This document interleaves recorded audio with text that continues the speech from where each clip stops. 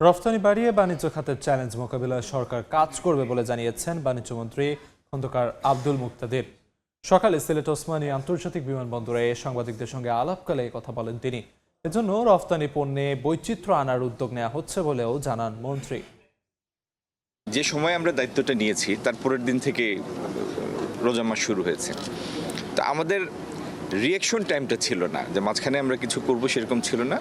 কিন্তু ভালো দিকটা হচ্ছে আমাদের হাতে যে পরিমাণ সরবরাহ আছে সেই সরবরাহ বাজারে মূল্য স্থিতিশীল রাখার জন্য পর্যাপ্ত। গত 4-5 মাসে আমাদের একটা ইনক্রিমেন্টাল নেগেটিভ গ্রোথ হচ্ছে রপ্তানি প্রবৃত্তি অর্জন করা, আমাদের রপ্তানি বাস্কেটটাকে বড় করা, নতুন নতুন পণ্য অন্তর্ভুক্ত করা, এটার মধ্যে বৈচিত্র্য আনা, ডাইভার্সিফিকেশন আনা, এগুলি আমাদের আগামী দিনের চ্যালেঞ্জ।